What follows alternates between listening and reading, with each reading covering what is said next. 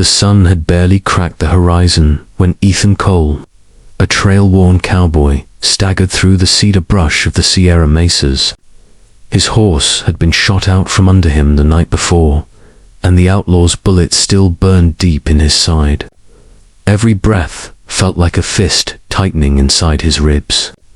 He had no reason to think he'd last the morning. He dropped beside a rock, his vision narrowing.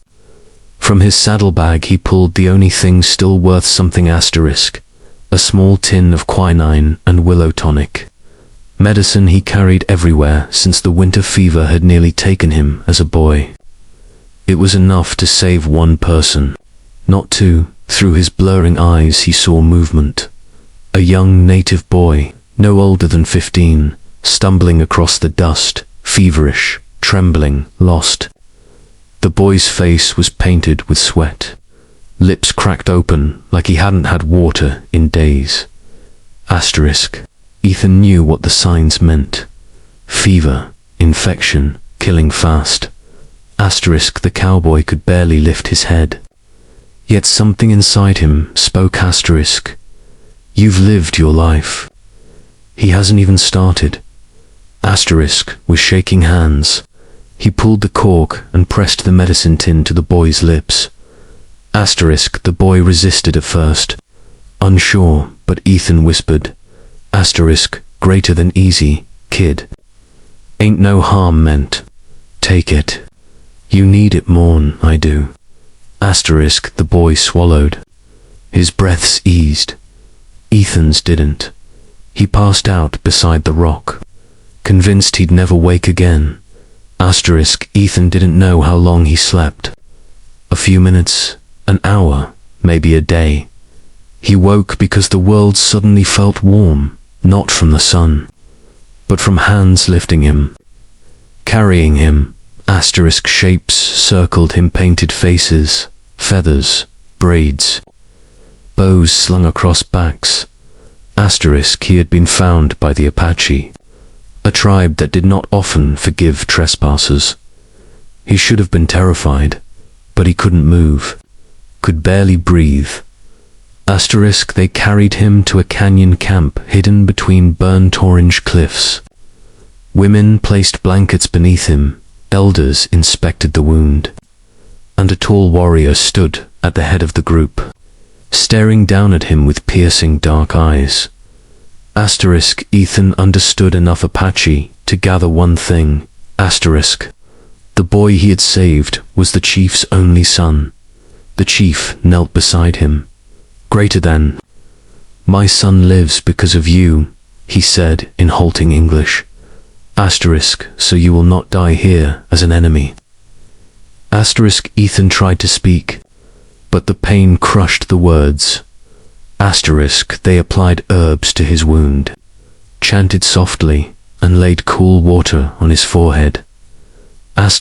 Even as he drifted in and out, he realized something was strange. They were treating him like one of their own. By nightfall, the fever was gone from the boy.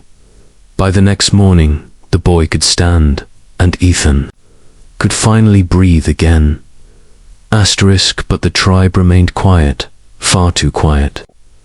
Whenever they looked at him, whispers followed him. Something was coming, something they weren't saying. On the third day, Ethan was strong enough to stand. He expected to be sent away. Instead, the chief and elders gathered before him. The chief placed a hand on Ethan's shoulder. Greater than. You gave medicine meant to save your own life, so we give you something our people have guarded for generations.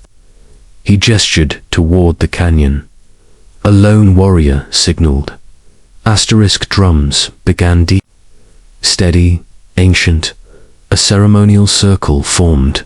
Ethan, confused, stepped inside. No words were spoken in English, no explanations given. But he understood one thing.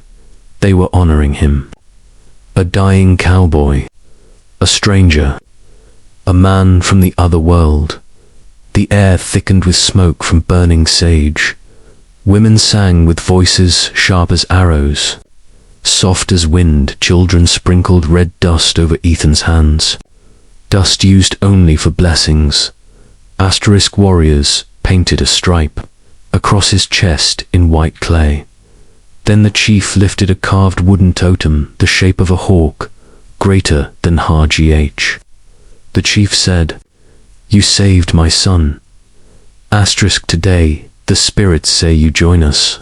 Not as friend, not as guest asterisk, but as blood brother." No outsider had been given that honor in more than a lifetime. They placed the hawk totem around Ethan's neck. Asterisk, the tribe cheered once sharp. Powerful land, then absolute silence followed. Asterisk A. Silence that felt like a vow. A silence no one beyond that canyon would ever hear, because what they did next. Asterisk, no tribe ever admitted to an outsider, and none ever spoke of again.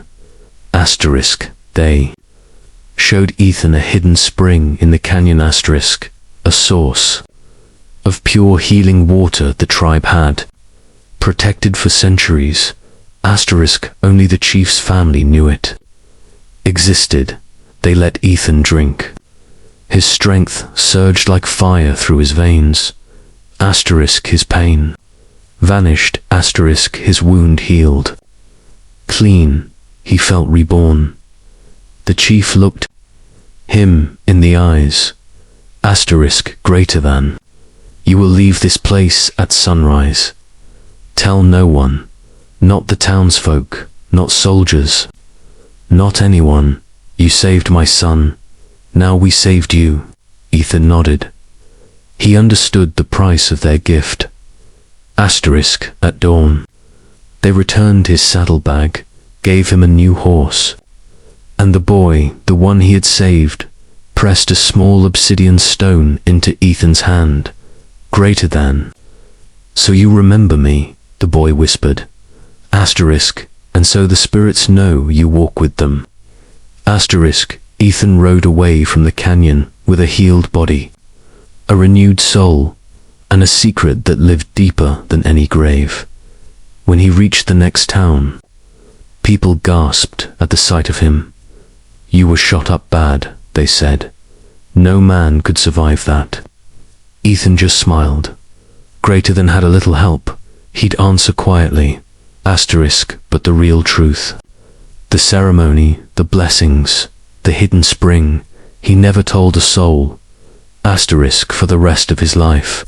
He carried that hawk totem and obsidian stone, a reminder that dying one day on the mesa had given him a new family, a second life, and a secret bond stronger than blood.